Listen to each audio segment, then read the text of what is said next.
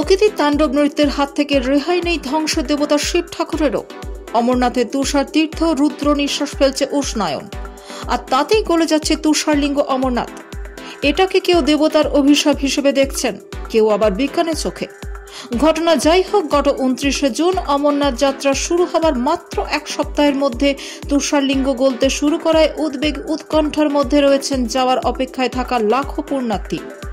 স্থানীয় সংবাদ মাধ্যম সূত্রে জানা গিয়েছে, এই অঞ্চলে তাপপ্রবাহ চলতে থাকায় শিব ঠাকুরও নিজের অস্তিত্ব বাঁচাতে পারছেন না।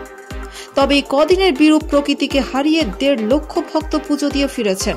কাশ্মীরের 3880 মিটার উচ্চতায় অমরনাথে প্রতি বছর লাখো লাখো পুণ্যার্থীর সমাগম হয়।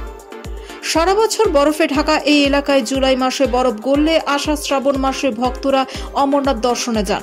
গত কয়েক সপ্তাহ ধরে কাশ্মীরের বিস্তীর্ণ এলাকায় তীব্র গরম পড়েছে। কলকাতা দিল্লির থেকে উষ্ণতা বেশি শ্রীনগরে।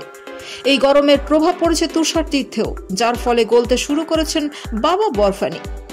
ভাইরাসের মতো ছড়িয়ে পড়া একটি ভিডিওয় দেখা গিয়েছে শিবলিঙ্গ ক্রমশ গলে যাচ্ছে।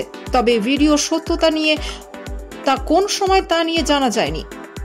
এদিকে অমরনাথ যাত্রা সাময়িক স্থগিত রাখা হয়েছে। বালতাল ও পহলগাঁও কোনো দিক থেকেই যাত্রীদের যেতে দেওয়া হয়নি, কারণ আবহাওয়ার পূর্বাভাসে ব্যাপক বৃষ্টির সতর্কতা জারি করা হয়েছে। শুক্রবার রাত থেকে বালতাল ও পহলগাঁওয়ের দিকে বৃষ্টিপাত শুরু হয়েছে, যে কারণে বড় বিপদ ঠেকাতে এদিন যাত্রা স্থগিত রাখা হয়।